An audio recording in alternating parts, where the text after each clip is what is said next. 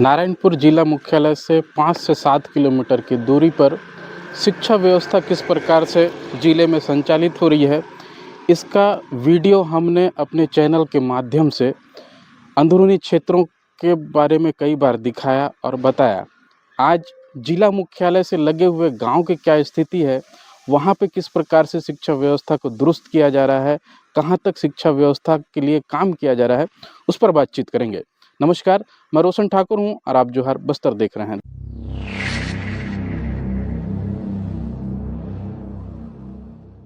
दरअसल आपने हमारे चैनल में नक्सल समस्या के साथ साथ कई भ्रष्टाचार जैसे खबरों को लगातार देखे होंगे, लेकिन आज हम शिक्षा व्यवस्था को लेकर बात करेंगे और क्या कुछ शिक्षा व्यवस्था को लेकर कदम उठाए गए हैं और कितना उस पर काम हुआ, इन सभी विषयों पर चर्चा करेंगे। और इसके लिए आज मैंने पहले ही आपको बताया, नारायणपुर जिला मुख्यालय से 5 से 7 किलोमीटर की दूरी पर बिंजली गांव पहुंचा हूं और इस गांव का नाम बिंजली है। और बिंजले से ही अगर हम राइट की ओर जाएं तो आपको कृषि विज्ञान केंद्र दिखाई देगा। यहाँ पे कृषि के बारे में पढ़ाया जाता है, बताया जाता है। साथ ही यहाँ पर एक शांत सरोवर बिंजली डैम करके है, वो भी बेहतरीन है पर्यटकों के लिए। यहाँ पे पिकनिक स्पॉट है। साथ ही शिक्षा व्यवस्था को लेकर आज जिस प्रकार से हम बातचीत करने वाले हैं वो है शासकीय पूर्व माध्यमिक शाला बिंजली। राइड कोड यहाँ पे दिया गया है संकुल केंद्र बिंजली, स्थापना वर्ष 1972 का, यानी कि बहुत पुराना स्कूल ये संचालित यहाँ पे हो रहा है। लेकिन जिस प्रकार से यहाँ व्यवस्था आप देखेंगे, मैं वीडियो के माध्यम से आपको स्क्रीन पर दिखाऊंगा कि बच्चे किस प्रकार से जो है इस पानी जो यहाँ पे भरा हुआ है लगातार जिस प्रकार से बीते 24 घंटे में नारायणपुर में बरसात हो रही है, तो निश्चिंत ही जगह जगह पे मौसम अलर्ट जारी कर दिया गया है, जिसके तहत पानी जो कई घरों में घुस चुका है, स्कूलों में किस प्रकार पानी बहता जा रहा है, घुसता जा रहा है, वो तमाम चीज़ें मैं यहाँ पे आपको आज दिखाने वाला हूँ, बातचीत करूँगा। यहाँ स्मार्ट रूम बना हुआ है और जब मैं यहाँ पहुँचा तो मैंने सबसे चौंकाने वाली बात ये देखी कि यहाँ पे जो लगभग 262 या 250 के आसपास जो बच्चे यहाँ पे शिक्षा ग्रहण कर रहे हैं, उनके लिए,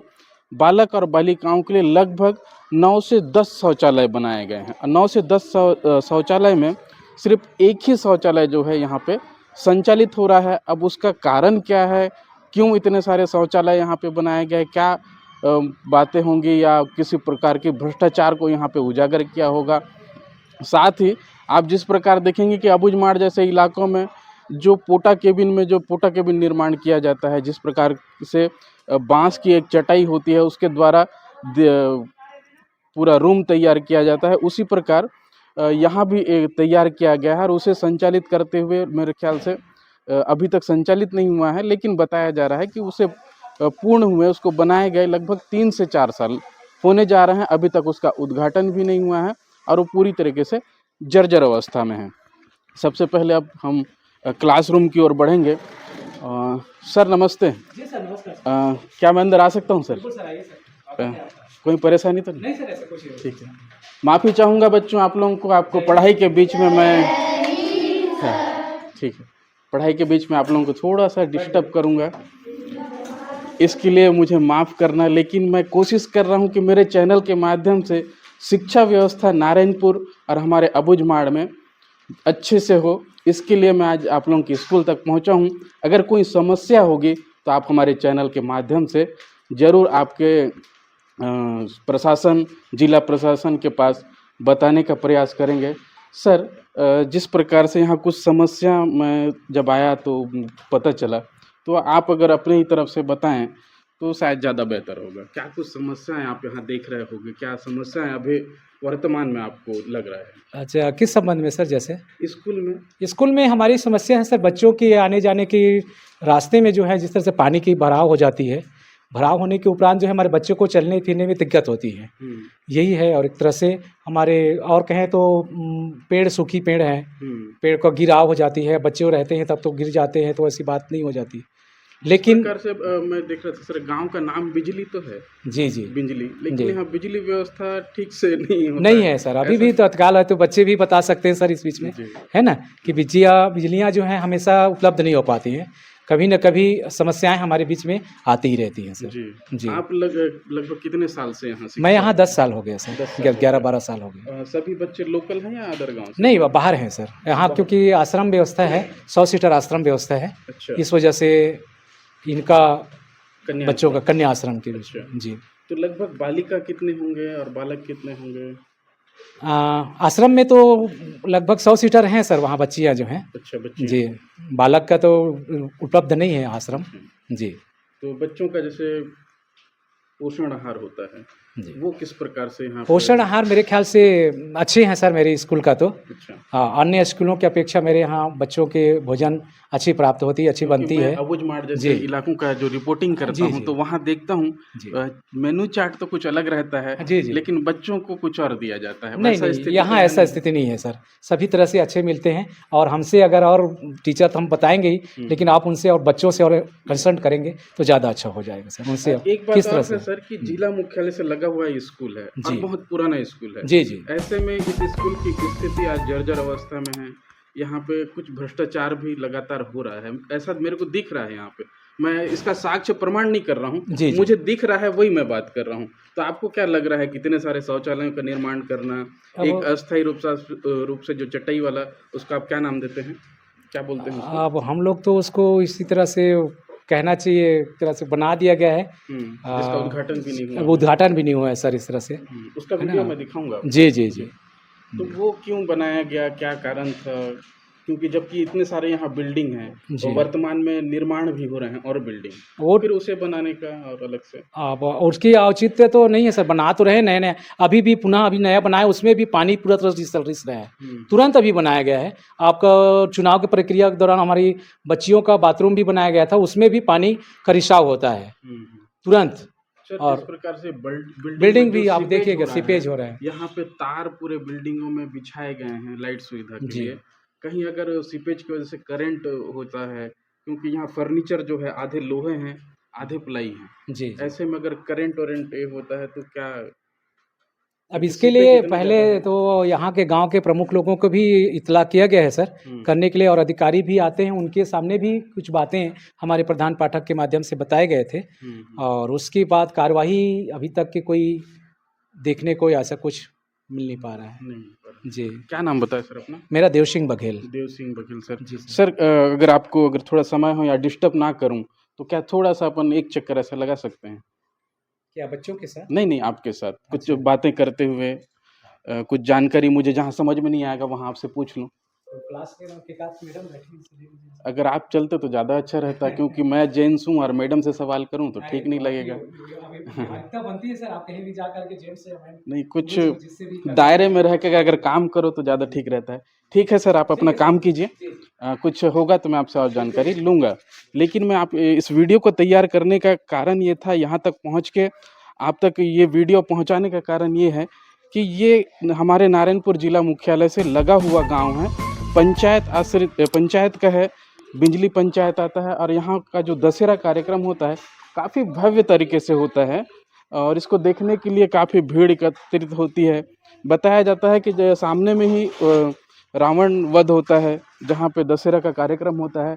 और मैं जो भ्रष्टाचार के बारे में आपको बताने और दिखाने वाला था, वो ये है। जो भ्रष्टाचार मुझे यहाँ आने के बाद सबसे पहले जिसमें मेरी नज़र पड़ी, वो उसके बारे में जो बता रहा था, ये है प्री फैब्रिकेटेड, इसको नाम कहते हैं, या मुझे शायद ज़्यादा इसके बारे में नॉलेज नहीं है, लेकिन मैं चाहूँगा कि मेरे साथ जो कैमरामैन है वो थोड़ा सा अंदर का नज़ारा दिखाएं कि अभी तक इसका उद्घाटन भी नहीं हुआ है, और बताया जा रहा है कि लाखों रुपए की लागत से इसको तैयार किया गया था। इसको तैयार करने में लाखों रुपए खर्च हुए, और अभी इसका उद्घाटन भी नहीं है, और इसकी स्थिति पूरे तरीके से भ्रष्टाचार की भेंट चढ़ चुकी है, और ये पूरी तरीके से क्षतिग्रस्त हो चुका है।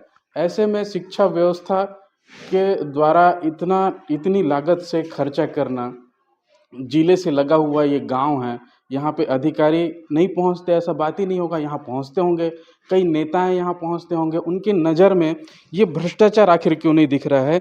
ये इतनी बड़ी जो यहाँ पे बनाया गया है, मैं ज़्यादा इस पर बातचीत नहीं करना चाहूँगा क्योंकि भ्रष्टाचार के बारे में उतना मुझे नॉलेज नहीं है। लेकिन जो भ्रष्टाचारी हैं वो कम से कम शिक्षा पर तो भ्रष्टाचार ना करें, इतनी मेरी रिक्वेस्ट है इस वीडियो के माध्यम से।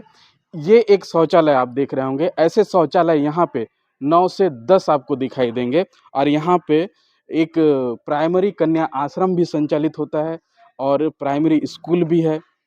उसके बाद इन दोनों को अगर मिलाकर बताया जा रहा है कि 262 के आसपास यहाँ पे बच्चे अध्ययनरत हैं और वो यहाँ पे शिक्षा लेते हैं। साथ ही प्रधान अध्यापक कक्ष यहाँ पे बनाया गया है, जो काफ़ी प्रधान अध्यापक कक्ष का अगर आप बिल्डिंग देखेंगे तो काफ़ी बेहतरीन आपको सुसज्जित दिखाई देगा। लेकिन उसके बाजू में ही फिर एक शौचालय मैं आपको दिखा रहा हूँ। ये एक और शौचालय है जो पूरी तरीके से जर्जर है और ना ही इसका यहाँ पे उपयोग होता है। साथ ही यहाँ पे थोड़ी सी और अगर मैं आपको कैमरा में जूम करके दिखाऊं तो ये एक पेड़ है जो जर्जर बिल्डिंग, उस बिल्डिंग का यूज नहीं होने की वजह से, वो बिल्डिंग कहीं से टूटा फूटा नहीं है, ना ही वहाँ पे किसी प्रकार की कोई खराबी है।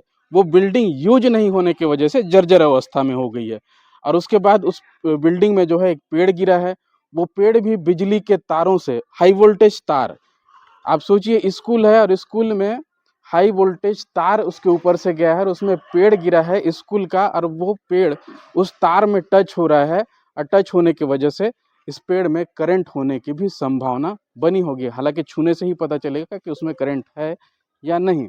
लेकिन एक शौचालय आप और देखेंगे, वो एक शौचालय है जो वर्तमान में बताया जा रहा है संचालित हो रहा है, संचालित नहीं हो रहा है। साथ ही वो किचन सेट अभी उसको बनाया गया है, उस किचन सेट की क्या स्थिति है वो भी मैं आपको स्क्रीन में वीडियो में दिखाऊंगा। साथ ही इस पर यहाँ पर वो नया बिल्डिंग तैयार किया जा रहा है, एक पुराना बिल्डिंग और है जो जर्जर अवस्था में है। उसके बाजू में 2 शौचालय, अगर शौचालय के रूम को अगर मैं गिनाऊं तो प्रत्येक शौचालय में 3-3 रूम बनाए गए हैं। हालांकि एक एक रूम को अगर गिनाऊं तो शायद 3 गुना हो जाएगा यहाँ पे, लेकिन एक एक शौचालय 3-3 रूम का एक एक शौचालय अगर गिनाऊं तो 9 से 10 शौचालय यहाँ पे बनाए गए हैं जो पूरी तरीके से जर्जर अवस्था में है। और 9 से 10 शौचालय में जो है मात्र एक ही शौचालय यूज हो रहा है। अब मैं कोशिश करूंगा कि इस वीडियो के माध्यम से कम जिला प्रशासन या शिक्षा विभाग यहाँ तक पहुँचे। अगर पहुँचते हैं, शायद उनके नज़र में नहीं पड़ती होगी, और पड़ती है तो क्यों उस पर आखिर कार्रवाई नहीं की जाती, क्यों इस पर ध्यान नहीं जाता, जबकि यहाँ पे बच्चों के लिए पर्याप्त जगह है, पर्याप्त बिल्डिंगें हैं, पर्याप्त शिक्षक हैं, पर्याप्त यहाँ पे सुविधाएं हैं, उसके बाद भी उनका उपयोग नहीं होना और उनको भ्रष्टाचार के भेंट चढ़ा देना, जो पूरी तरीके से शासन प्रशासन के द्वारा जो राशि है उसका दुरुपयोग किस प्रकार से होता है वो यहाँ आने के बाद ही पता चलता है। मुझे लगा कि इस वीडियो को आप तक पहुँचाया जाए और इस वीडियो के माध्यम से शिक्षा विभाग जो पास में रह के ही इस स्कूल को सही तरीके से संचालित नहीं कर पा रही है, क्यों नहीं कर पा रही है, ये बात उन तक पहुँचनी चाहिए। इसलिए इस वीडियो को तैयार किया गया है। लगे इस वीडियो के माध्यम से शिक्षा व्यवस्था पर एक छोटा सा सवाल हमने जोहार बस्तर के माध्यम से दिया है और शिक्षा विभाग यहाँ तक पहुँच के उसको संज्ञान में ले, तो आप इस वीडियो को जरूर शेयर कीजिएगा, जोहार बस्तर को सब्सक्राइब कीजिएगा। धन्यवाद।